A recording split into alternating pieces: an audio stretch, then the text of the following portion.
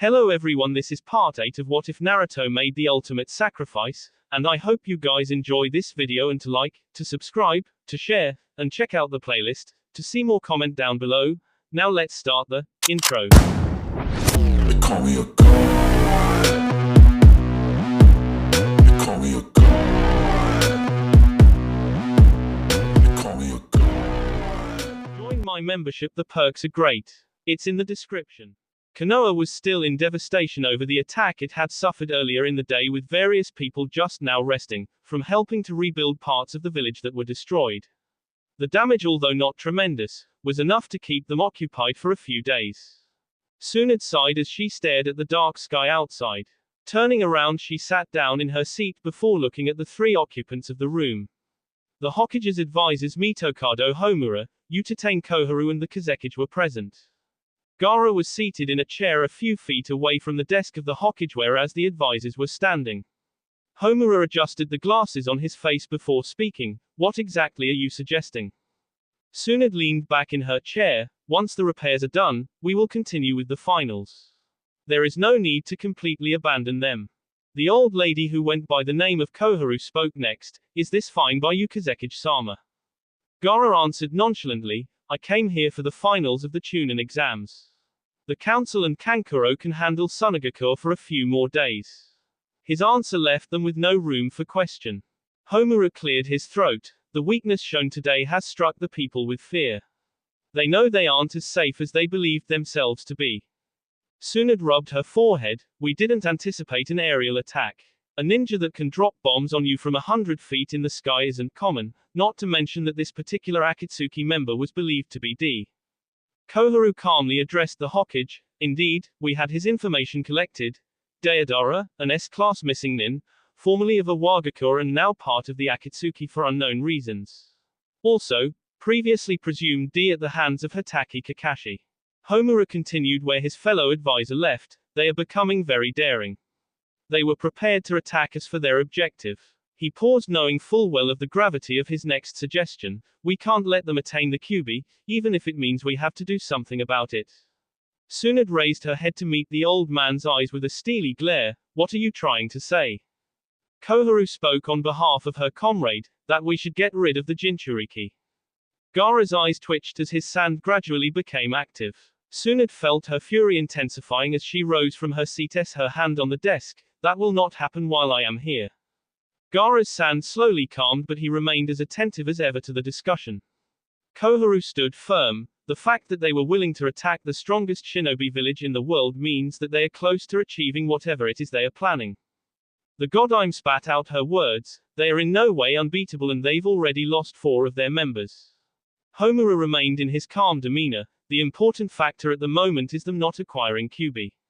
We have no idea why they are pursuing the power of Bijuas, but if they set them free, the Kitsune will surely be paying us another visit. We can't let that happen. Tsunade punched her desk, destroying it before shouting at the two advisors. Then maybe we should concentrate on keeping Kyuubi away from them by protecting Naruto. The two advisors refrained from speaking as silence loomed over the office of the Hokage. Tsunade calmed herself. If I hear anything about an attempt to kill Naruto by Danzo's little squad, you will pay for overstepping your authority. Homura looked a little taken aback at the frankness of the Hokage. Are you threatening us? Tsunade grinned. I'm promising you. Her eyes held a determined fire, fully supporting her earlier comments. Gaara rose from his seat, walking towards the exit. The other 3 occupants stared at his retreating form, wondering what he was doing. Gaara controlled his sand to open the door of the office in order to leave. Before departing, he said his final words, I have heard all that I need to.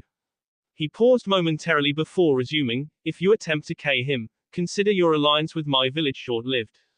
XXXXXXXXXX. Naruto stared at the book in his hands. The attack on the village weighed heavily on his mind. All the destruction happened because Akatsuki came for him. He sighed before placing the book in his pouch. He was sitting on his small bed. The moonlight reached through his window and illuminated parts of his shadowed room. He rose from his seat and walked over to his assortment of scrolls. He looked through them all before picking out a long yellow one. He had received the scroll from Jiraiya 2 months ago, before he began training. Pocketing the elegant scroll, he walked towards his door. He had already made his decision on what to do, and all that remained was to find the frog hermit. Looking through his pockets, he withdrew a small sachet of powder. He paused for a few moments looking at the white substance before he put it back in the safe confines of his trouser pocket. He walked towards his apartment door and opened it to leave. As he left his miniature apartment, he was taken by surprise when he came face to face with emerald eyes. Closing the door behind him, he spoke, voicing his curiosity, "Sakura-chan." Sakura looked at the blonde, examining him from head to toe. She had been worried about his condition throughout the day, but she had been occupied with treating the injuries some of the citizens sustained earlier on during the attack. Sakura reached her hand forward, brushing the shirt the Jinchuriki was wearing. Naruto was still wearing the same attire as he did during the day. There was no jacket, only a torn black shirt and ruined trousers. "I came to see how you were." Naruto tried to put on a smile but ultimately failed. "Not too bad. My injuries have healed up." Sakura could see that the genin was disturbed. Trying to cheer him up, she put on a smile before speaking in a playing tone. "You still need to clean up though, or do you like being dirty?" She raised an eyebrow at him at the end of her comment. Naruto walked past her. "I'm going to clean up later." Sakura walked behind the Uzumaki as he descended the stairs. "Where are you going?" Naruto headed onto the street as Sakura walked alongside him. "I needed to find Ero Sennin." Sakura nodded. "Do you know where to go?" Naruto focused in front of him as he answered. "He's always at Ichiraku's once he's done his research." Naruto knew that the only reason the perverted hermit would always be at the ramen stand was because of Ayami. Silence loomed over the pair as Naruto continued onwards to his destination. The streets were deserted, leaving only the two ninja walking in solitude. Sakura remained quiet, thinking of whether to ask her next question. She had been able to connect all the actions of the Jinchuriki, Naruto. Naruto put his hands behind his head as he continued, Sakura tucked a strand of her hair behind her ear. "You knew they were going to attack us, didn't you?" Naruto stopped in his tracks. "Yeah." Sakura looked at the ground. "Why didn't you ask us for help?" She looked upwards at the shinobi. "What were you afraid of?" Naruto turned to face the kunoichi. "You have helped." He walked closer to her. "You're going through a lot right now. What need is there to worry you?" Sakura shook her head. "I can handle it." Naruto closed his eyes before placing his hand on her stomach. Sakura stared at his hand before he spoke. "There's someone else with you now." He opened his eyes looking at the kunoichi and gave a small laugh. "Or have you forgotten?" Sakura looked into his sapphire eyes, surprised by his joking demeanor. "Of course I haven't." Naruto moved his hand before gently touching her soft cheek. "Even though you beat the crap out of me, I still like everything about you." He stroked her chin with his thumb. "Over the past month, every time we've been together, you made me forget about my training. I enjoyed spending that time with you. Those brief moments, I was happy." He leaned in towards her face. "That helped me enough." He gave her a soft K. Sakura returned the gesture but couldn't help but feel torn inside. Naruto moved back. "Get some rest, you look tired." Sakura didn't understand, but the Jinchuriki had left her without questions. She nodded before moving towards the direction of her own home. Looking back, the pink-haired medic called out one last time to Naruto, who had already begun walking towards his destination. "I'll see you tomorrow." Naruto waved as he continued onwards. He could see the lights of the ramen stand as well as the figure of someone seated at one of the many stools. Normally, it would be hard to identify someone just by seeing their legs, but Naruto could see the long white hair of his mentor. He walked into the ramen stand, having fun. Jiraiya, broken from his lecherous thoughts of Ayami, looked back into the face of Naruto. "I was Gaki, until you came." Naruto didn't pay attention to his words and took a seat at the stool next to the older shinobi. "I'll have a large bowl of miso ramen." Ayami nodded at the demon vessel, instantly getting to work. Jiraiya observed the condition of his student. "Things didn't go too well, huh?" Naruto rested his chin on his hands. "No." Jiraiya scratched the back of his head. "There were two of them, you know." Naruto looked towards his mentor. "Are you sure?" Jiraiya poured himself some sake. "Yeah, I found 3 Anbu unconscious. That was after the attack had already started. Whoever took him out was there recently, so it couldn't have been the same one who attacked the village." Naruto moved back as Ayami placed the bowl of ramen in front of him. He picked up the chopsticks before beginning to eat. Do you know why he didn't join the attack? Jiraiya finished his cup of sake before pouring some more. I'm not sure, but I think they're just trying to lure you away from the village. Naruto swallowed the luscious noodles in his mouth. Is that so? Jiraiya nodded. So, what are you doing here? You came just to eat. Naruto finished his bowl of ramen, moving it away from him. I needed to talk to you, or rather I needed to ask you to do something for me. Jiraiya placed his cup on the counter. Go ahead. Naruto spoke cautiously, knowing of the perverted hermit's tendencies. You know, when a man and a woman, he drifted off as Jiraiya raised an eyebrow. The frog hermit began to think of what he could mean before his eyes widened. He pointed at the Jinchuriki frantically. You, and you call me Ero Sennin. He began to laugh excitedly. I always knew you were perverted. Great students always take after their teachers. Ayami looked from her work towards the only two customers in their stand. Her father's attention had also been aroused as he looked at one of the legendary Sannin curiously. Naruto noticed the prying eyes. Hey, he's had too much to drink. Jiraiya rubbed his hands together, his face a slight shade of red. Ero Gaki. Naruto turned to the now eccentric hermit. Nani? Jiraiya laughed before looking at Tsuki. Hey, old man, get me a fresh jug of sake. He turned to face Naruto. Ero Gaki, that's what I'm going to call you from now on. Naruto shook his head. I'm not perverted. I love her. Jiraiya turned to face the Kyuubi vessel, a devilish grin on his face. So who's the lucky girl? Is it the mini Tsunade? Naruto sighed. Yeah, but that's not what I want to talk to you about. Tsuki placed the jug of sake in front of Jiraiya, who was laughing. Ero Gaki, you're the one who brought it up in the first place. Naruto noticed his mentor's condition. He knew he wouldn't get a better chance. He pulled Jiraiya's cup towards him as well as the jug of sake. Without the currently haphazard shinobi noticing, he emptied the contents of his sachet into the cup as well as filling it with sake. Glad that his actions didn't catch Jiraiya's attention, he pushed the jug away from him before the cup in the hermit's mouth. Drink, so you shut up and let me speak. Jiraiya willingly accepted the cup of sweet sake, gulping it down unceremoniously. Naruto began to speak as the frog hermit was occupied. I need you to pass on something for me. Jiraiya set his cup of sake down on the counter. What are you talking about? Naruto watched Ayami and her father clean up. I'm going to be a father. Jiraiya stopped his refilled cup of sake, meeting his lips, turning to face his student. Naruto didn't meet his eyes, instead reaching into his pouch and withdrawing two items. One of which was a large black book and the other a familiar yellow scroll. He placed them on the counter in front of the curious pervert. Jiraiya picked up the scroll, recognizing it to be the one which contained the details of the Hiraishin no Jutsu. You've learnt it.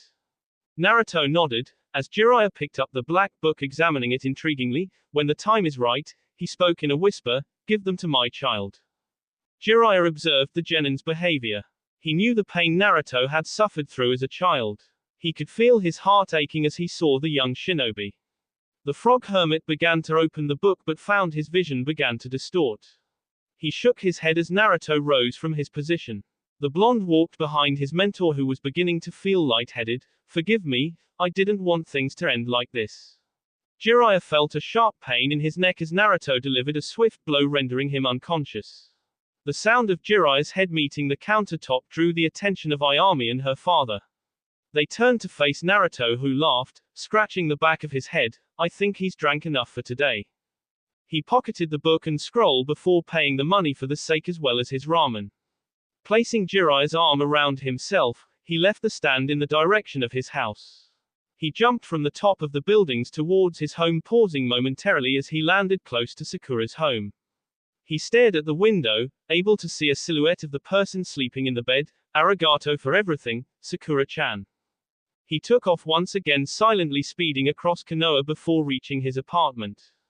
Walking towards his door, he kicked it open before making his way inside.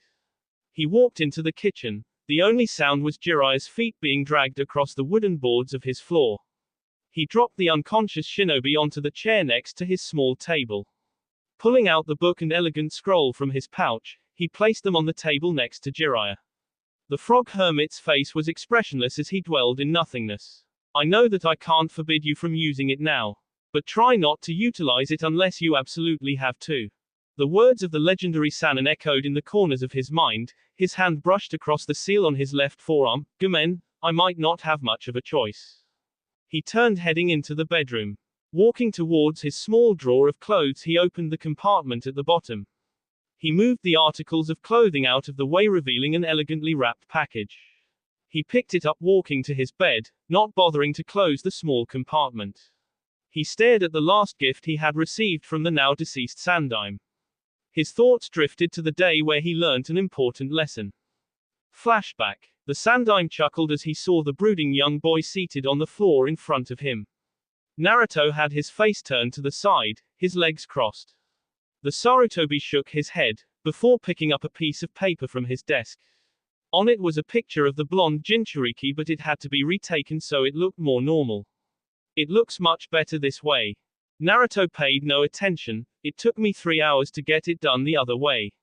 He emphasized the word 3. The Sandaime chuckled again at his childish behavior. He had seen the Genin's interaction with his grandson earlier in the day. They had departed ways just as the sun was beginning to set. On his way home, Naruto was intercepted by one of Konoha's Junin before being forced to retake his picture. The sun was still in the process of setting, changing the normally bright blue sky into a shade of red. There was a silence for a few minutes before the Sandaime spoke. Most families reward their children when they graduate to become one of Konoha's shinobi. Naruto's eyes twitched, briefly letting show his uneasiness at the word family, but the revelation was gone as quick as it came. What's your point, old man? The Sandaime rose from his position, picking up a package from the floor before walking towards the Genin. Naruto stared at the approaching Hokage as he sat down in front of him cross-legged. His attention was on the package in his hands. The Sandaime placed it in the blonde's lap. This is my reward to you. Naruto looked at the package unmoving. He felt a range of emotions flow through him, ultimately ending in a sense of graude.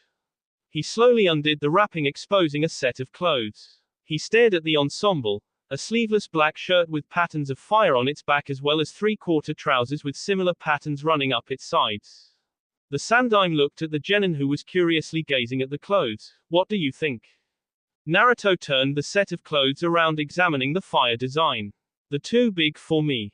The Sandaime gave another of one of his hearty chuckles before getting up and walking towards his desk. They should be. I received them when I was 17. They were a gift to me from the Shodaime and Nadaime. Naruto looked up at the Hokage, the Shodaime and Nadaime. The Sandaime nodded. That's right. Naruto turned his attention back to the clothes in his hands. Why are you giving them to me?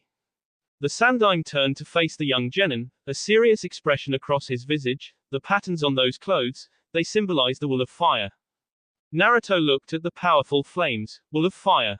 The Hokage walked towards him. The will to protect our village, the will to protect our ideals, the will to protect our precious people, even at the cost of our lives. Naruto listened to the words of wisdom before rising to his feet. That's the will of fire. The Sandaime placed his hand on the shoulder of Naruto, smiling down at the young shinobi. Hi, there will come a time, Naruto, when you may have to stand up and fight even at the cost of your own life. What will you fight for? What is more important than anything else? I believe you will understand. At that time, wear these with pride like I did before you. Naruto looked at the old man whom he considered a grandfather, the tears in his eyes restrained partially. He moved forward, giving him a hug. The Sandaime smiled, returning the embrace. End flashback. Naruto had a smile across his face as he remembered the Sandaime. Discarding his current attire, he changed into the clothes that had been passed down from the founder of Konoha. He sat down on his bed, wrapping a set of bandages from his forearms to his wrist. Looking at the small cabinet to the side of his bed, he picked up the leaf headband placed on it. He rose from his position, tying it around his forehead. He walked towards his kitchen, picking up the bouquet of flowers he had bought earlier. Before leaving, he gave one last glance at the unconscious hermit and the book near him. Closing his eyes, he smiled before departing the small apartment and jumping across the rooftops towards his destination. The wind blew roughly, brushing his arms and ruffling his yellow hair. The stars shimmered gloriously next to the moon, brightening the dark streets of Konoha. He ran across the bridge where Team 7 would always meet before reaching his destination. He slowed in pace, walking towards the large grave of the man who died protecting Konoha. He stood calmly, the flowers still in his hands. The atmosphere was extremely peaceful, no sounds emanating except the whistling of the wind. He stared at the name carved on the grave before bending onto one knee and placing the beautiful flowers down.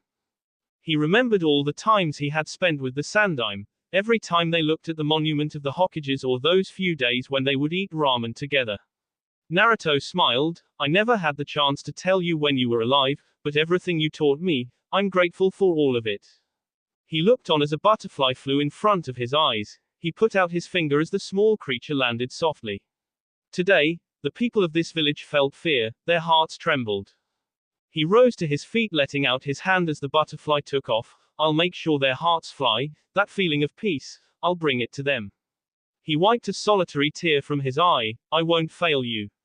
The thoughts of his companions as well as the people of Konoha filled his mind, and I won't fail them. He turned to embark on his personal quest. A feeling of harmony and determination flowing through him and the words of the Sandaime in his mind, as he left the village of his birth. I believe in you, Naruto. Naruto jumped through the tall trees. The sky was beginning to elucidate as the darkness faded to reveal the light. He continued on his path. It had been over 6 hours since he left Konoha, and sure enough, Jiraiya was right in his assumption. The Jinchuriki could easily identify the clues left behind to lead him to where he was currently heading. The Akatsuki attack was just a ploy to make him leave the village, but he wondered whether they thought he would know. He jumped onto the floor, preferring to walk since he could see the end of the forest ahead. The birds were singing as they rose from their slumber and signaled the rising of the sun. Walking past the last tree, Naruto entered an extremely large plain which he was familiar with. The sound of the great waterfall crashing into the water below resonated throughout the colossal valley. He walked forward as the memories of his and Sasuke's battle surged through his mind. He continued to the edge of the rock, capable of seeing the two magnificently carved statues in the distance. The Kyuubi vessel leapt from his position to the bottom of the valley, descending rapidly as the air rushed past him. Landing hardly on his feet, he caused the dust to rise around him. He paid no attention to the irritating particles and walked forwards to the edge of the calm water in front of him. Smirking, he faced straight across the large span of water into the darkness. There's no point in hiding if you're not going to conceal your chakra completely. He waited a few moments before two people stepped out of the shadows of the huge rocks behind them, revealing the trademark Akatsuki cloaks. Deidara grinned, what took you so long, yeah? Naruto kept a staid demeanor as he gazed into the remorseless eyes of the S-class criminal. When you know where to go, why pressure yourself? Toby scratched his head as he saw his partner and the genin exchange words. You knew to come here. He tried to sound as ignorant as possible. Naruto shook his head, if you're going to leave tracks, at least make it seem like it was accidental. For a group of S-ranked criminals, you suck at planning. Deidara raised an eyebrow looking at Toby, who was the one that left the tracks leading to their location. Toby, on the other hand, stood still, not displaying any backlash at the insult. It got the job done, that's what counts. Naruto smirked, you won't live to regret this move. Deidara began to laugh before withdrawing a kunai from inside his cloak. He twirled the three-pronged kunai on his finger, looking at the special seal wrapped around it. I was wondering why what you did back there seemed so familiar, yeah. He stopped spinning the kunai, grasping it tightly in his hand. Then I realized. The stories I was told as a child, this technique was feared by so many of Awagako's shinobi, the jutsu which single-handedly helped that pathetic piece of crap turn the tables of the war in Konoha's favor, yeah. Naruto seethed with anger as he heard the criminal insult the deceased Yondaime. You're the one who's pathetic, running like a coward. Deidara smirked, you've been training, but don't be so confident that you can beat us. I know from your that you haven't mastered this technique, yeah. Naruto laughed at the art-appreciating criminal, much to his dismay. Unlike you, I don't rely on only one form of attack, dumbass. Toby looked on, intrigued by the heated confrontation. Deidara's eye twitched. What the hell did you call me, yeah? Naruto stayed silent, getting ready for whatever the criminal might do, whereas Toby continued staring indifferently. Deidara was about to make a move before a loud voice reverberated through the valley. That's enough. Deidara halted his actions upon hearing the commanding tone, whereas Naruto followed the trail of sound to the top of the valley. Naruto stared wide-eyed as he realized that there were three of the shinobis present. He initially thought that it would only be Deidara and one other after what Jiraiya told him. This didn't worry the Jinchuriki since he believed that he still stood a good chance of winning, but with another one of them present, the odds changed drastically. He looked at the newest company, taking note of his commanding aura. His orange hair was spiked and flowed with the wind. His masculine face and the small goatee from his chin showed signs of wisdom, however the nose plugs running from the side of his nose to underneath his eyes sent a menacing vibe. The leader of the Akatsuki stared directly towards Naruto, locking eyes with the alert shinobi. He smirked before jumping towards the ground. Landing silently, he rose to address the other two criminals. I see the plan went well. Naruto clenched his fists, wondering whether they would all attack him. He felt some of his confidence leave, noting the gravity of his predicament. He remained valiant, listening to the criminals' converse. Toby gave a laugh. Yep, we were awesome. Deidara smacked his partner around the head. What do you mean we? I was the one who attacked the crappy village. You had to leave tracks and you even made that too obvious, yeah. The leader of the Akatsuki turned to face the genin, ignoring their antics. Return to the base. I'll take care of this. Naruto raised an eyebrow as he heard the command. He began to wonder how confident this new arrival was, if he was willing to let the other two depart. Deidara nodded, not bothering to add anything. He formed another one of his sculptures in the form of a bird before it transformed into a larger size. He boarded the newly made transport as his black-haired partner followed suit, still rubbing his head. They took off into the air before their figures became indistinct in the horizon. An uncanny stillness loomed over the valley, only the sound of the waterfall thrashing making its way to the Jinchuriki's ears. Naruto stared at the orange-haired criminal across him, who was yet to make even the slightest of movements. You're the one who's behind everything, aren't you? The criminal didn't respond, instead walking towards the edge of the small plot of land and onto the river. Naruto took a defensive stance as the leader of the Akatsuki continued walking until he reached the middle of the clear water. The orange-haired criminal paused momentarily before taking a battle stance. He waved his hand in front of him before settling. Naruto glared in his direction, perfectly ready for anything he might attempt. He waited cautiously, but his eyes widened as he saw the sky slowly become red and the river in front of him distort. Genjutsu, when he waved his hand. He was broken roughly from his thoughts as a sharp pain entered his stomach, making him buckle over. XXXXXXXXXX. Neji slowly walked up the steps leading to Naruto's apartment, his mind dwelling on what he had seen of the Uzumaki's coils the previous day. He didn't get the chance to approach Naruto since he was occupied with handling a few reports on the attack by Akatsuki. Reaching the platform at the top of the stairs, he walked towards the apartment but stopped when he saw the door was open and partially broken. He had never been in this part of Konoha before, and it was his first time ever going to Naruto's home. He wondered whether the door was always like this. Slowly pushing it open to make enough space, he walked into the small abode. He instantly recognized its plain appearance compared to his own home. There were a few pieces of rugged furniture and the boards across the floor were visibly in terrible shape. He looked around as he walked towards the kitchen. The scene in front of him was something that he didn't expect to encounter. Jiraiya was uncomfortably positioned in one of the chairs at the table while his head rested on the rough surface. It seemed as though the frog hermit was the only other occupant in the residence apart from himself. He moved forwards to the legendary Sannin, Jiraiya-sama. The legendary Sannin began to stir as his grogginess relieved itself. As he became aware of his consciousness, his eyes shot open before he rose as quickly as he could. Unfortunately, the effects of the drug Naruto had slipped into his sake had not fully disappeared, causing him to fall to the floor. Neji watched awkwardly, aware of the strange state. Is there something wrong? Jiraiya sat down on the floor looking up at Neji when he realized there was someone else present. Who are you? Neji didn't mind the obliviousness as he introduced himself, Hyuga Neji. Jiraiya struggled to his feet, trying to become accustomed to his condition. He realized that he must be the Hyuga prodigy that Naruto had told him of on their training trip. Jiraiya stared at the scroll and book on the table for a few moments. Forgive me, I didn't want things to end like this. Jiraiya let out a heavy sigh before placing the two items inside his red vest. It's not going to end like this, Gaki.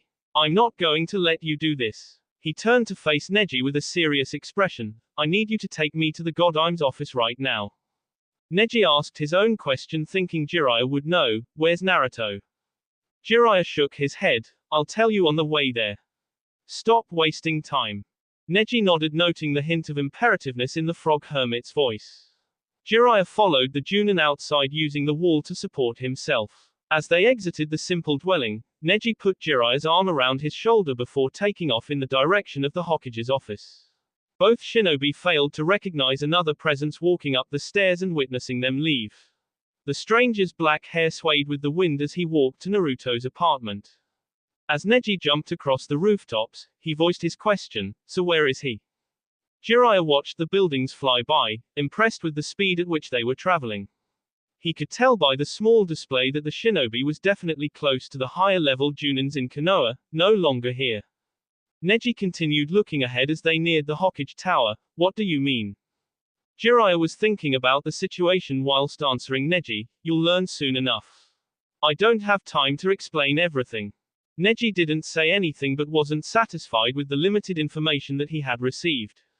They landed near the window of the Hokage's office before Jiraiya began to walk on his own towards his preferred entranceway. He looked back momentarily. Follow me. Neji coughed slightly, knowing full well what kind of consequence interrupting the Hokage in such an unruly manner could hold. Jiraiya waved off his concern as the Hyuga followed him inside the office. Tsunade looked up from her paperwork at the two new people in her office. She was used to having Jiraiya interrupt her, however she didn't expect to find the Hyuga prodigy by his side. She glared at Neji before speaking. What are you doing here? And why aren't you using the normal entrance like everyone else? She raised an eyebrow as Neji looked away from her scrutinizing gaze. Jiraiya walked across the room before taking a seat in the chair across Tsunade's desk. I told him to follow me. There are more important matters at hand. Tsunade looked at her ex-teammate inquiringly. Explain. Neji spoke quickly, stopping their conversation from picking up. If you don't mind me asking. The two Sannin looked in his direction. I needed to know something about Naruto. Tsunade was late to answer as Jiraiya spoke first. Go ahead.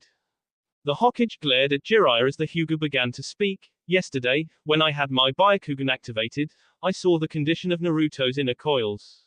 Tsunade inwardly hoped he wasn't able to discover anything about Naruto's secret. Such a thing is not normal, and there were two chakras inside of him. One of them seemed to have a mind of its own. I wanted to know whether you were aware of this and if you have an explanation. Jiraiya closed his eyes. You're as observant and as clever as Naruto said you were. Neji waited as the frog hermit resumed. Gather all his friends and return here. Everything will be explained to you. Tsunade's eyes widened. Jiraiya, it isn't our place to tell any of them. The frog hermit sighed. Fine, bring all your previous team leaders as well. They will determine whether you are fit to hear this news or not. Tsunade once again protested, wondering how that made anything better. That still doesn't make it right. Jiraiya opened his eyes, locking them with the busty blonde. The expression on his face was one that was extremely rare. The last time the Hokage had seen this type of demeanor was when the frog hermit and Naruto had came to convince her to become the Godime. The only person whose place it was to decide might not be coming back. Tsunade sighed, disliking what that insinuation could mean. She looked at Neji, deciding that the quicker he left she would know, do what he said, but there's no need to involve Team 7. Neji nodded as he made his way find the rest of the Rookie 9 and his own team. Opening the door, he knew that whatever was going on was very important. The door closed behind the Junin, leaving the former teammates alone. Tsunade looked back at Jiraiya. Where's Naruto? Jiraiya leaned back in his chair. He's left Konoha. Tsunade's worst fears came to fruition as she felt her heart overcome with worry. What the hell do you mean left Konoha? Jiraiya closed his eyes, trying to focus his mind in order to counter the effects of the drug. He's gone after Akatsuki. Tsunade spontaneously rose from her seat. That barker. This is exactly what Homura and Koharu needed. Jiraiya folded his arms, his eyes remaining closed. He's only doing this to protect Konoha. Tsunade sighed, not letting any tears escape as she feared for the worst consequence. We can protect Konoha with him here. She sat back in her seat as she began to think of the next best course of action. We've got to go after him, but if I deploy any shinobi now, they'll get suspicious. I can't let them know that he's left. Jiraiya opened his eyes, feeling a little better. The only way they'll know is if too many go. I'm leaving as soon as I've regained all my chakra. The drug caused a lot of damage. Tsunade looked at him. He drugged you. How were you stupid enough to let him do that? Jiraiya looked at the floor aware of his mistake. He told me he was becoming a father. I let my guard down. Tsunade quieted down as she heard him. She could tell by his appearance that he was deeply affected by his momentary slip. At best, we've got 3 days. When the finals finish, his absence will become visible. The perverted hermit nodded. That's more than enough time. The attack was made to lure him away. That means they must have left some signs for him to follow. As long as I know where to go, I can catch up to him fast. Tsunade stared at her desk as she thought of the Jinchuriki, a range of emotions flowing through her. You're going to need someone to go with you. Jiraiya ran a hand through his hair. I've already thought of who I'm going to take. Tsunade rested her chin on her hands as she thought of what she would have to tell all of Naruto's friends in a short while. Do you think they'll understand? Jiraiya looked up at the blonde Hokage. Naruto had faith in all of them. We'll now know whether they had it in him. Tsunade continued looking at the wooden desk in front of her that was brought in earlier in the morning. Her mind drifted to the boy that was the closest thing she had to a son. Please be safe, Naruto. Outside of the Hokage's office, a few feet away from the window, a Junin stood with a familiar orange book in his hand. His white hair became ruffled as the silent but strong wind blew. Closing the novel, he placed it in his pouch, contemplating all the information he had just heard. XXXXXXXXXX. Naruto closed his eyes instantly as the pain subsided. Focusing his mind, he quickly spoke, Kai. As he opened his eyes, he found the effects of the genjutsu had been lifted. He didn't have time to think for too long as a foot rapidly approached his head, attempting to stamp him into the ground. He turned to the side, barely avoiding it before flipping backwards out of the way. The leader of the Akatsuki remained expressionless as he saw the Jinchuriki jump backwards in order to build distance between the two. He straightened up, turning in the direction of the genin. Naruto jumped back across the river, making a few splashes as the water jumped up each time he contacted with it.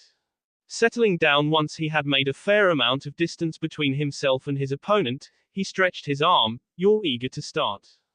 The wind blew noiselessly, only making its presence felt as it contacted against the shinobi's skin. Naruto looked into the eyes of the orange-haired criminal. The fierce red eyes pierced him and showed great knowledge behind them. Naruto took a battle stance of his own. Why are you after the Bijua's power? He anxiously waited for the calm shinobi to speak. The head of the notorious organization grinned before uttering his response, his tone callous and solid. My reasons are my own, and you won't live to see the result. Tsunade rubbed her head as she awaited the arrival of Neji and the rest of Naruto's friends. Stamping another paper, thus granting it her approval, she put it to a side before continuing to work. She tried to not let her mind drift to Naruto, since every time she began to think about the Jinchuriki, she was overcome with worry. Jiraiya was standing against one of the walls, having abandoned his seat. The past hour had been spent in silence as he was thinking of the situation while the Godime was working. He opened his eyes as he heard someone approaching the office of the Hokage. Tsunade looked up from her desk at the entrance to her office as the door slowly opened. The two figures entered the room, making their way closer to the desk. The Godime raised an eyebrow at the unexpected arrival. Can I help? Temari took a seat in the chair across the desk of the Godime, whereas Gaara continued towards the window of the office, stopping in front of it. Before answering, there was nowhere else to go. The Godime looked puzzled for a moment, since Konoha was a very large village. Temari answered to clarify, we thought it would be best to come here since, well, there's not really much else to do and we're your guests after all. Jiraiya smirked at the lackluster explanation as he folded his arms and tilted his head backwards to rest against the wall. It doesn't matter, you should probably be here for this as well. Temari voiced her interest while Gaara resumed staring out of the window. Be here for what? They could hear voices becoming louder as Tsunade knew that they had arrived. She turned to the Sand Nin. You'll know soon enough. Kurenai entered through the doors, followed by Hinata. Shino walked in soon after, as quiet and calm as usual. The Aburame walked towards the rest of his teammates, standing next to Hinata while Kurenai stood behind them. Does that guy ever shut up? He's giving me a damn headache. Kiba walked into the office with an annoyed expression on his visage and a whimpering Akamaru by his side. The last member of Team 8 and his companion walked towards their former sensei. Neji entered followed by a screaming Lee, "Answer me, my rival. Is this a ploy by you to prevent me from propelling myself up the heavenly ladder of youth?" The Hyuga was clearly in agony, but only the most experienced of eyes could pick up his demeanor behind that stoic expression. He now regretted breaking up the green spandex-clad Chunin's training session.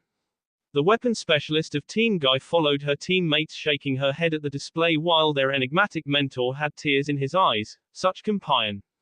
This will only serve to rocket him to greatness. This passion, it fortifies me. Guy had a fire burning in his eyes as he stood behind his former 3 students. Chuji entered silently, only the sound of his mouth crunching the chips ruthlessly alerting everyone of his presence.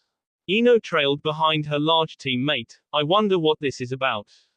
The Yamanaka stood next to the Akamaiki as Shikamaru joined them at their side. He was unusually quiet and hadn't complained once about being interrupted from his cloud watching. Asuma walked in behind the 3 Chunin, lighting a fresh cigarette and taking a drag. We'll know soon enough. Tsunade looked at the 3 teams in front of her. Kiba was holding his head while Lee continued on with his animated rant, much to the irritation of the rest of the occupants. She shook her head, ahem. Guy and Lee turned to the bearer of the voice, instantly standing at attention. They spoke simultaneously. Hi, Hokage-sama. Gaara turned his head, glaring at the newly arrived shinobi. His action caught the consideration of the shinobi as they recognized the Kazekage and his older sister were also present. As much as Gaara had loosened up, the younger generation of shinobi still disliked to displease him since it wasn't a very good idea. Tsunade sighed as everyone settled down and Gaara turned back to looking out of the window. Were you informed of why I have called you here? The 3 teams of shinobi shook their heads as Asuma blew out some smoke from his mouth. We were only told to come here since it was important. Tsunade nodded, glancing at the Hyuga prodigy. All of you are present to be informed of one of Konoha's secrets. The Rookie 9 and Team Guy listened intently. Your former senseis are here to confirm for me whether you are fit to hear this news. The teenagers looked on intrigued as the Godime addressed the standing Junin team leaders. Do you believe your students are ready to hear about the incident from 16 years ago? Kurenai spoke in a serious demeanor as she realized what incident the Godime was referring to. Why is there a need to tell them of this now? Jiraiya entered the conversation. The situation demands it. They have a right to know and decide. Naruto's companions keenly listened to the conversation, knowing that it was very important. Shikamaru began to track through his mind in order to understand what they could be referring to as Asuma spoke. My team is ready. Guy and Kurenai looked at the Junin. If they don't understand even now, then I have failed as a teacher. Guy raised his fist after hearing the Sarutobi's words. Yosh. I believe in my team. Team 10 and Team Guy looked at their leaders as they gave them approval, eagerly anticipating what they could be talking about. Tsunade turned to Kurenai. Well. Kurenai smirked. Hi. Temari remained silent as she realized that she would be hearing of one of Konoha's secrets. She wondered what the Godime could be talking about as she looked at her brother, who seemed impassive of what was occurring. Jiraiya looked at the busty blonde, nodding before she began to speak. What you are going to hear must not be repeated by any of you to fellow friends or shinobi coming up in the ranks. The group nodded. You are being told because you are connected to whom this largely concerns. Ino spoke as she realized the absence of certain people. Hokage-sama. What about Team 7? Tsunade ran a hand through her golden hair. They already know of this. The group of shinobi looked slightly taken aback. What I'm going to tell you is to do with a member of their team. The group of shinobi waited anxiously as to who it may be while their previous team leaders observed them. Shikamaru kept a lazy demeanor but instantly began to contemplate whether this correlated with the strange behavior of Sasuke and Naruto. The Godime resumed. 16 years ago, this village suffered its greatest catastrophe when the Kyuubi attacked. Chuji stopped the crisp in his hand inches from his mouth. Kyuubi. Tsunade nodded. In the academy you were all taught that he was K. Neji began to piece together the small pieces of information, but he wasn't, was he? The Godime leaned back in her comfortable chair. The Kyuubi is immortal. The Yondaime was incapable of defeating it, so he did the best thing he could think of. He chose a newborn to become the container of the greatest of the tailed beasts. Neji's eyes widened as everything fell into place. He looked at the Hokage. He chose Naruto. The rest of the group stared at the Hyuga prodigy as he spoke, shocked by his words. Shikamaru closed his eyes, finally understanding the mysteriousness of Naruto, but this still didn't answer why he was behaving strangely. Temari looked at her brother, knowing what he and the blonde genin had in common. Her respect for Naruto increased as she realized what he must have had to endure but still managed to stay as bright as he was. Tsunade stared at the stunned faces of the shinobi in front of her. For 16 years he has protected us by keeping the Kyuubi imprisoned. Quote. The group looked at the Hokage as she continued in a more emotional voice. For 16 years he was scorned by this village over something which he had no control over. For 16 years he fought this burden alone. The tears became visible in the eyes of the blonde. For 16 years he fought for acceptance. Her voice became a whisper as the tears fell down her soft cheeks. For 16 years, and now he has to pay a price that he shouldn't have to. Gaara's ears twitched as he heard the last words the older woman spoke. He learned that Naruto had the Kyuubi inside of him the day he had arrived in Konoha, but he didn't understand the last part of what the Hokage had just said. Chuji stared at the crisp in his hand as he learnt of Naruto's past. He had been picked on as a child and knew how hard it was not being appreciated. However, he soon became friends with Shikamaru and that pain slowly disappeared as their bond grew. His eyes dropped as he began to think of how hard it must have been for the Jinchuriki. Shino's face was covered by the hood of his jacket and his sunglasses. His relationship with Naruto hadn't been deep, but he considered the genin a friend and knew that such pain shouldn't have to be experienced by anyone. He pushed up his glasses, hiding his eyes as best as he could. Lee stood with tears brimming in his eyes as he brought up his hand, wiping them away. He had always perceived Naruto as a cheerful person who didn't have such inner torments. The departure of Sasuke had affected him just as it had Sakura, but he felt his heart go out to him in respect as he realized the many burdens he had to carry. Ino felt a wave of shame flow through her as she remembered her past and the way she used to treat the genin. During their time in the academy, she would always degrade the Jinchuriki and constantly berate him on his actions. She felt the urge to apologize as quickly as she could, since she knew of how good of a person he really was. His fight to bring back his best friend for himself and because of the promise he made to Sakura showed the Yamanaka exactly how much passion and respect he carried for his comrades. She wished that she could repay the favor, wondering where the Jinchuriki was. Hinata's emotions were in confusion. She had always related to Naruto since both of them were underdogs, and she used his undying courage as inspiration to fuel her own heart. She now realized how insignificant her own struggle was compared to what the Uzumaki went through. Her heart ached as she thought of the pain he must have endured. Tenten unconsciously gripped a kunai in her hand, grasping it as tightly as she could. She never knew anything about the genin's past and had only recently got to know him closely. Her respect and admiration for the blonde increased as she realized how difficult it must have been for him to keep an energetic and encouraging attitude towards his friends after all he had been through. Shikamaru's hands were in his pockets as he stared at the floor of the office. His friendship with Naruto had been strengthening over the years. After the Akamaki, Naruto was the closest friend he had. He wondered why the genin never asked for help but encouraged others. The selfless act of Naruto made him feel saddened but ultimately angry with himself, believing he should have recognized earlier. Kiba pondered over his rivalry with the most hyperactive ninja born in Konoha. During their first meetings, the Inuzuka never respected Naruto, believing him to be weak. After their fight in the Chunin exams and Naruto's subsequent defeat of Neji, he acknowledged the Jinchuriki's strength. However, his respect for what he had to endure augmented. He looked down at Akamaru, who was whimpering. He gave a bittersweet smile before rubbing the big dog's head, inwardly angry at the villagers over their treatment of the genin. Neji clenched his fists as he gritted his teeth. He remembered his words to the Jinchuriki at their match in the Chunin exams 3 years ago. "You are nothing. Don't lecture me. People are born carrying an unchangeable fate, to carry a seal that can never be removed. A guy like you will never understand what it means." His heart ached as he realized how wrong his words were that day. A flood of guilt and pain rushed his mind as he realized that Naruto had been fighting against his fate just like him, and he continued to this day. His vision obscured as the floor in front of him blurred so he couldn't make out the details. "You're different from me. You're not a dropout." Incapable of holding them back any longer, the 2 tears of understanding fell from his eyes. The different feelings and emotions that spread across all the shinobi varied from their encounters with the genin. However, They all felt one thing in particular, and that was the illusion that they were close to the blonde. They now understood how far apart they had been from understanding the true form of their friend.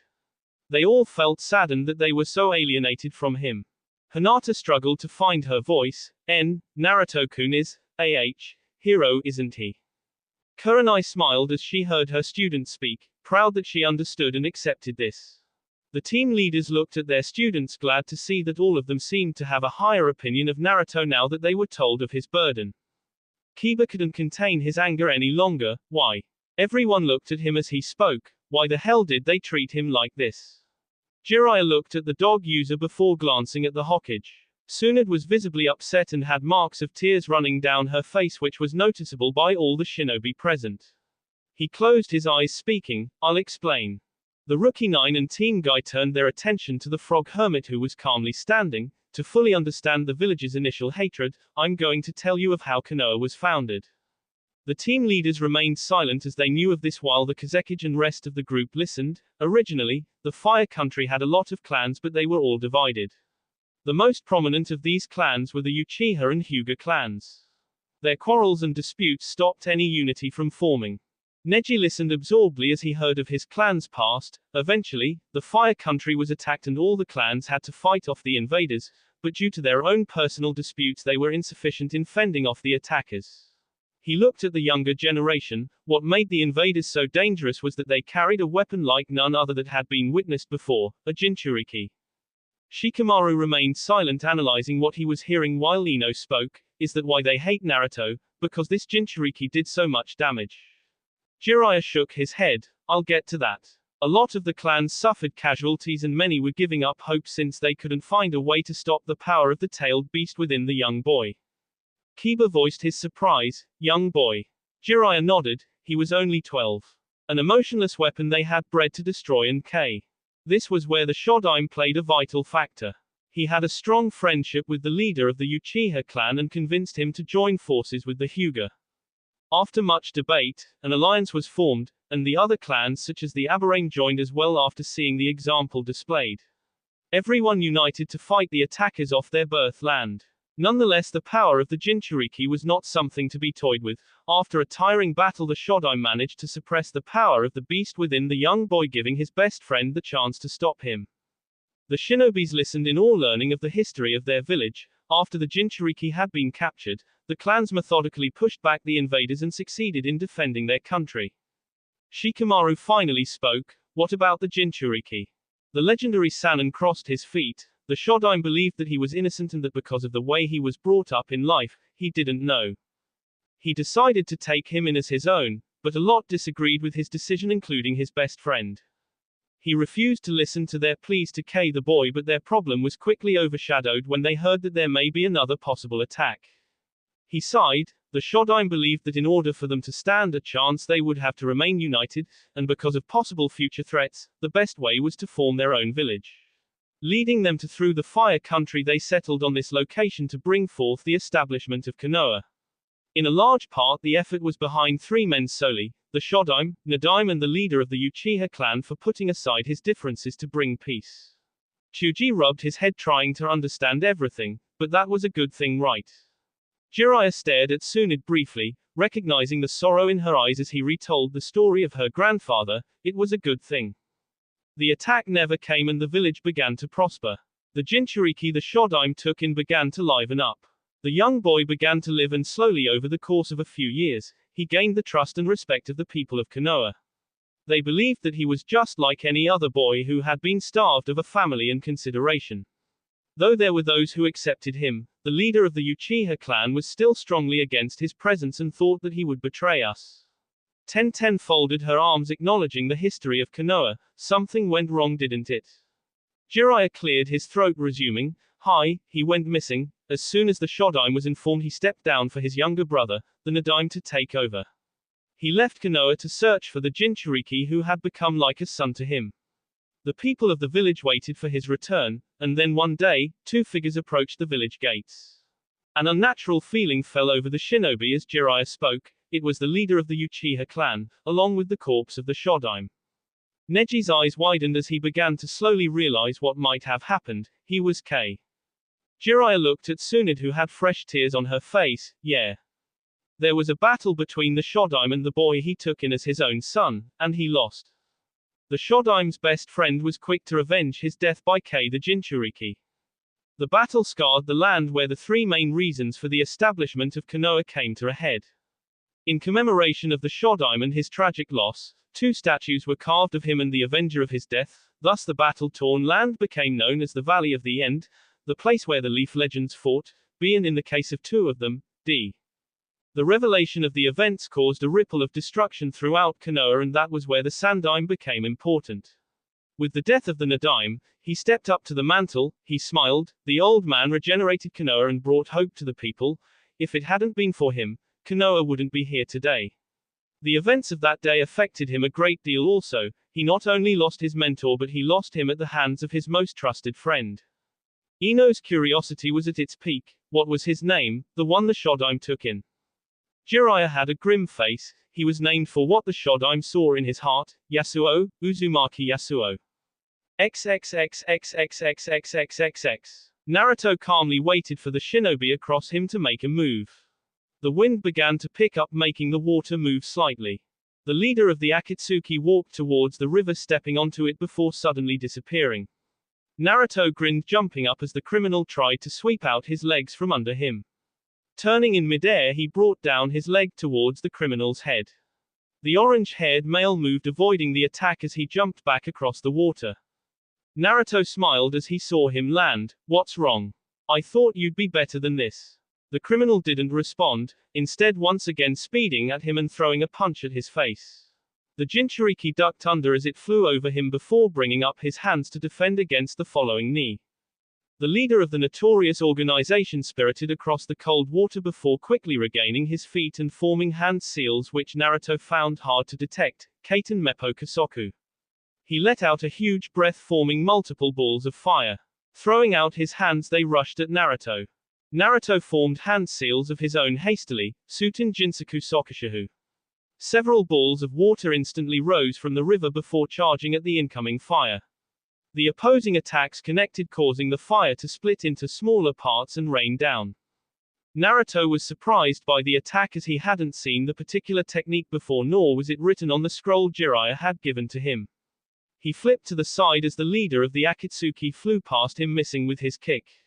Landing on his feet, Naruto charged at the criminal while the rain of fire continued. He threw several punches as they were parried or dodged. He smirked as he saw B escape the mouth of the criminal as he went soaring through the air. Naruto formed 2 clones before they ran at the flying criminal. The leader of the Akatsuki turned in midair, throwing a shuriken at one of the clones, causing him to explode and set off the other clone next to him. Naruto sighed at his failed attempt of connecting with his Bunshin Daibakura technique. He stared at the orange-haired criminal as he spat out B from his mouth. I'm guessing you regret sending the other 2 away now, huh? The criminal tilted his head, stretching his neck as the B dripped from his mouth. No. Naruto raised an eyebrow at the calm demeanor of his opponent as well as his one-word dismissal. Well, I'll make you regret it. Speeding across the water, he caused it to rise, before jumping at the head of the criminal and trying to kick him. The leader grinned, blocking it with his elbow before holding his leg tightly and swinging him around. Naruto formed hand seals, producing another 2 clones in mid-air as they instantly rushed at the orange-haired male. The criminal let go of Naruto, causing him to fly through the air towards the humongous waterfall before turning his attention to the attacking clones. He dodged the simultaneous attacks as they continued to throw multiple punches and kicks at him. Moving underneath one of their attacks, he pulled out a wire through his cloak before sending the sharp item through the clone's stomach, destroying it. He quickly jumped out of the way, avoiding a punch from the remaining clone before throwing the wire around its neck and pulling him inwards. The clone was taken by surprise at the display of strength incapable of resisting as he met a hard fist head-on, ending its short life. The criminal smirked as he saw Naruto regain his footing and begin to charge at him. Forming a set of hand seals, he shouted, Kaiten Kazanbai Mui. Ash flowed off the criminal, raising a large wall and concealing him behind it. Naruto stopped in his approach as he saw the large wall of ash which was sizzling. His eyes widened as it erupted into flames and charged at him like a frenzied animal. As quickly as he could, he performed hand seals of his own, Doton Doru Yoheiki. The sound of rumbling ensued as he used a large amount of chakra. The water parted as a large mass of earth rose from the depths of the river, intercepting the attack. Naruto sighed as he saw that it was large enough to cover the approaching flames, but his mouth fell open when he saw the tremendous wall in front of his burst into multiple directions, hitting the water with splashes. He let go of the chakra which was holding him to the surface of the river, falling into the cold water below as the flames rushed past him overhead. Naruto held his breath as he stared the flames above the water. He could feel the river heat up from their power. His concentration was broken as he felt someone rushing towards him. Naruto produced a clone which took the attack for him before turning to meet the crimson eyes of his opponent. Their speed only reduced a tiny amount due to the amount of force they were applying. Naruto blocked the combination with his hands before dropping in the water and attempting to kick the criminal in his stomach. The leader of Akatsuki saw the attack coming, hence turning upside down in the water and coming face to face with Naruto. Not wasting any time, he spun, kicking the Jinchuriki in the head. He didn't let the genin descend too much as he took a hold of his hair and began repeatedly punching him. Naruto gasped as he let his mouth open and struggled for breath. Knowing he couldn't continue taking the O, he formed another of his volatile clones which came in between him and the criminal. The subsequent explosion sent them both in opposing directions as they went spinning through the water. Naruto tried his hardest to regain control before rushing to the surface of the water. As his head revealed itself from the cold liquid, he gasped to breathe before exiting and standing on top. He didn't have time to waste as a boulder flew past him and onto the land behind him. He looked at the leader who was grinning. It's time to end this. He placed his hands in their signature position, Taju Kage Bunshin no Jutsu. The 1,000 clones rushed at the enemy. Naruto rammed the huge ball of devastation into the stomach of the smirking criminal, Udama Rasengan. The force of the attack destroyed all his clones and sent the leader of the notorious organization flying back onto the land and into the wall of the valley. The wall of earth crumbled slightly, causing lots of rock to fall to the ground at the impact. Naruto stared at the huge cloud of dust before walking towards the land. He coughed as he made his way over to where the rocks were. He could see a figure buried in the rock, the upper body and one arm visible. He stood in front of the carnage he had caused, waiting to get a clear view. The dust slowly cleared, revealing the body as it sent a wave of shock through the Jinchuriki's body. He stared unbelievingly at what lay in the rubble. What the hell? XXXXXXXXXXX. The rookie 9 froze as they heard him say the name of the Jinchuriki. Shino looked at the legendary Sannin. He was Naruto's ancestor. Jiraiya nodded. The Sandime and him were best of friends. He was hurt a lot more deeply than others, but the strength he showed was a great example to the people and they took inspiration from it. As time went by, his heart also recovered until the Kyuubi attacked, and another Jinchuriki was created. The descendant of the first Jinchuriki in Konoha was chosen to bear the burden of the Kyuubi. To the old man, he saw this as an opportunity to change the perception of the people. He wanted to make sure Naruto was raised well in honor to Yasuo. To do this, he introduced a law forbidding anyone to speak of the Kyuubi so he could grow up like any other child. In addition, he changed the academy teachings so the history of Konoha wouldn't be taught and the label Jinchuriki would become just that, a label. Realization dawned upon the group of younger generation as they understood why the villages had such a hard time accepting Naruto. Kiba, however, was still angry and appalled. What the hell does that have to do with Naruto? He's different. Jiraiya gave a bittersweet smile as he remembered what the Uzumaki was fighting for. You're right, he is different. And the villagers are slowly realizing that. The older generation is beginning to slowly change their attitude of him, and the past of Konoha remains just a memory. Now you know why he was hated even though he was a hero. The people feared for a repent of the past.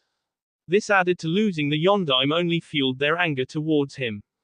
The shinobi remained silent, learning of the history of their village. They were equally shocked as they understood the sacrifices made by the legends of Konoha to bring prosperity. Gaara calmly stared through the window, absorbing all the information. His thoughts lingered on the last words of the Godime before the frog hermit began to speak. He spoke nonchalantly. What price?